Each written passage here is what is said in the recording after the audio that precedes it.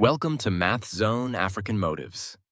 Today, we're diving into the fascinating world of determinants. Our main topic for this video is Activity 1.4 from your textbook. By the end of this tutorial, you will be able to calculate the minors and cofactors of elements in a third-order determinant. Evaluate a 3x3 determinant by expanding along any row or column and solve for an unknown variable within a determinant. These skills are fundamental in linear algebra and will prove very useful in your studies. Let's begin with our first problem. For Activity 1.4, Question 1.1, we are given a third-order determinant. Here is the determinant we'll be working with. First, let's establish a key concept. Every element in a determinant is associated with a minor and a cofactor. A minor is simply the determinant of the smaller matrix that remains after you delete the row and column containing that element. The cofactor is found by multiplying the minor by a sign that depends on the element's position. Let's apply this. For 1.1a, we need to determine the minor of the element 8. To find the minor of 8, we locate 8 in the determinant, which is in the first row and third column. We then cover up the entire first row and the entire third column. The determinant that is left, this 2x2 matrix, is the minor. So, the minor of 8 is the determinant of this matrix. We calculate a 2x2 determinant by multiplying the diagonal elements and subtracting. That's 3 times 5 minus 4 times 9. This gives us 15 minus 36, which equals negative 21. So, the minor of 8 is 21. Next, for 1.1b, let's find the minor of 9. Locate 9 in the determinant. It's in the second row, second column. Now, we cover the second row and the second column. The 2x2 matrix that remains, consisting of the corner elements, is the minor of 9. Again, we calculate this determinant. 1 times negative 2 minus 4 times 8. This simplifies to negative 2 minus 32, which is negative 34. The minor of 9 is 34. Now let's move to cofactors. For 1.1c, we need the cofactor of 5. Remember the formula. Cofactor is negative 1 to the power of the row number plus the column number times the minor. First, we need to find the minor of 5. Locating 5, we see it's in the third row, second column. The minor is the determinant of this 2x2 matrix. Now we can find the cofactor. The position is row 3, column 2, so I plus j is 5. Negative 1 to the power of 5 is negative 1. Multiply that by the minor we just found. 24. The result is positive 24, so the cofactor of 5 is 4. Finally, for 1.1d, let's find the cofactor of 4. We'll follow the same process. First, the minor. 4 is in the third row, first column. Covering row 3 and column 1 gives us this 2x2 determinant as the minor. Calculating this, we get 7 times 0 minus 9 times 8, which is negative 72. That's the minor. Now for the cofactor. I plus j is 3 plus 1, which is 4. Negative 1 to the power of 4 is positive 1. Multiply by the minor. 72. The cofactor of 4 is 72. So, to recap this section, you've now seen how to find the minor of any element by covering its row and column, and how to find the cofactor using the sign rule, 1 I pa j. Now that we understand minors and cofactors, we can evaluate the full 3x3 determinant. The method we'll use is called cofactor expansion. The determinant is found by taking the sum of each element in a chosen row or column, multiplied by its cofactor. Question 1.2 asks us to evaluate the determinant by using the first row. Let's work with our original determinant and the first row elements, 1, 7, and 8. The formula becomes 1 times its cofactor plus 7 times its cofactor plus 8 times its cofactor. We can write out the full cofactors. The signs are positive for row 1. Now let's find the minors. For element 1, we cover its row and column to get the determinant of 9, 0, 5, 2. For element 7, we get the determinant of 3, 0, 4, and 2. And for element 8, the minor is the determinant of 3, 9, 4, 5. This is the minor we calculated in the last section. Now we substitute these minors back into our expansion. This simplifies to negative 18 plus 42 minus 168. Adding these values together, we find that the determinant delta is negative 144. A key property of determinants is that expanding along any row or column will always yield the same result. Let's verify this. Question 1.3 asks us to evaluate the same determinant, but this time by using the third row. The determinant is still the same, but now we'll focus on the third row elements, 4, 5, and 2. The expansion along the third row is 4 times its cofactor, plus 5 times its cofactor, plus -2 times its cofactors. Remember our sign pattern. The sign for the first element in the third row is positive. The sign for the second element is negative, and the sign for the third element is positive. Conveniently, we've already calculated the cofactor of 4 and 5 in the very first question. Let's recall them. We found that the cofactor of 4 CT1 is 72, and the cofactor of 5 CT2 is 24. The only cofactor we need to calculate now is C33, the cofactor of 2. It's positive 1 times the minor of 2. To find the minor of 2, we cover row 3 and column 3, which gives us the determinant of 1739. That's 1 times 9 minus 7 times 3, or 9 minus 1, which is -12. So the cofactor C33 is 12. Now we have all the cofactors for the third row. Let's put them into our expansion formula. This gives us -288 plus 120 plus 2. Adding these up, we get 144, just as we found by expanding along the first row. This confirms that the method of cofactor expansion is valid for any row or column. It's a powerful tool for calculating determinants. Let's move on to the next set of problems. Question 2 gives us a new third-order determinant to work with. This is our determinant for questions 2.1 and 2.2. Question 2.1 asks us to determine the minor of 3. To find the minor of 3, which is in row 1, column 1, we delete that row and column. The remaining 2x2 determinant is the minor. The minor is 5 times 9 minus 8 times 4. That's 45 minus 32, which gives us 13. Next, the minor of 9. The element 9 is in the third row, third column.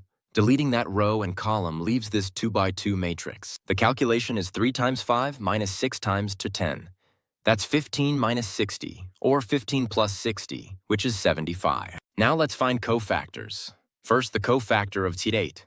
The position of 8 is row 3, column 2. The sign for this position is negative. The minor is the determinant of 3, 2, 6, 4. So the cofactor is the negative of the minor, which is 1 times 24, or 84.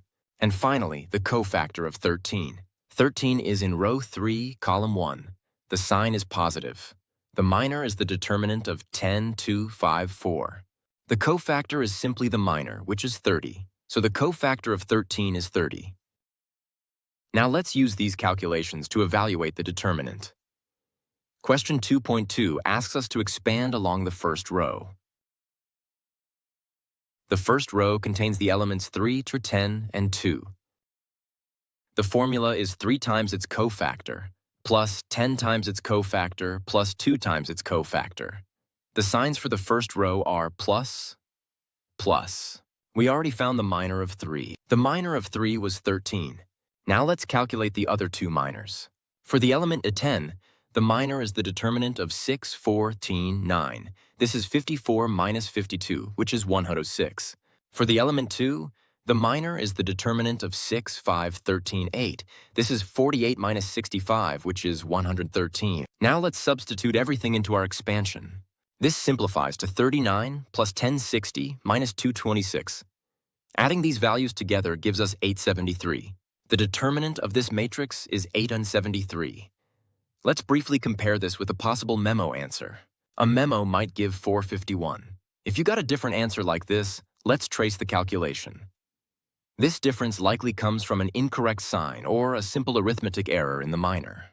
Our step-by-step method and calculation of each minor is correct, so the determinant is 873. Let's correct that memo answer to 873. We've reached our final problem, question 3. Here, the determinant contains a variable x, and we need to solve for it. The problem asks us to solve for x, given that this determinant, when evaluated along row 1, is equal to 12. The process is exactly the same as before. We will set up the expansion and solve the resulting equation for x. We'll expand along row 1. The signs are positive, negative, positive. So we have 2 times its minor, minus 7 times its minor, plus x times its minor. Let's find each of the 3 minors. For the minor of 2, we get 6 times 3x minus 3 times 5. This simplifies to 18x plus 15. For the minor of 7, we get 1 times 3x minus 3 times 5. This simplifies to 3x minus 15. For the minor of x, we get 1 times 3 minus 3 times 6. This simplifies to 3 plus 18, which is 21. Now we substitute these minors back into our expansion. The problem states that this entire determinant is equal to 12. So we can set this expression equal to 12. Now we have an algebraic equation to solve for x. Distributing the terms gives us negative 36x plus 30 plus 21x plus 105 plus 21x. All of this equals 12. Now let's combine the like terms. On the left side, we have 36x plus 21x plus 21x, which adds up to 6x. The constants are 30 plus 105, which is 135. So the equation is 6x plus 135 equals 12. Subtract 135 from both sides to get 6x equals 123. Finally, divide by 6. X equals 123 divided by 6, which is negative 25. Let's check the memo answer. A common mistake here is a sign error with the second term, resulting in 11.5. However, following our careful calculation, the correct value for x is 20.5. To recap, to solve for a variable in a determinant, you expand the determinant as usual, set the expression equal to the given value, and then solve the resulting algebraic equation. Now let's review a slightly different approach to determinant evaluation from example 1. The problem is to evaluate this determinant by expanding along each row and commenting on the answers. This example emphasizes the sign grid and the process for evaluating 2x2 minors. Let's work through the first expansion using row 1. The sign pattern is plus, so the expansion is 2 times its minor, minus 1 times its minor, plus 5 times its minor. First, for the minor of tar 2, we have the 2x2 determinant of 2, 3, 3, 0. This gives 0 minus to 9, which is 9. Next, for the minor of 1, we have the determinant of 1, 3, 4, 0. This gives 0 minus 12, which is 12. Finally, for the minor of 5, we have the determinant of 1, 2, 4, 3. This gives 3 minus 8, which is 11. Substituting these back in, we get 2 times 9, minus 1 times 12, plus 5 times 11. This is 118 plus 12 minus 55. The total is 61. So expanding along row 1 gives 61. Now let's try expanding the same determinant along a different row to confirm our answer. This time, let's use the second row. The elements of the second row are 1, 2, and 3. The sign pattern for the second row is plus. So the expansion is negative 1 times its minor, plus 2 times its minor, minus 3 times its minor.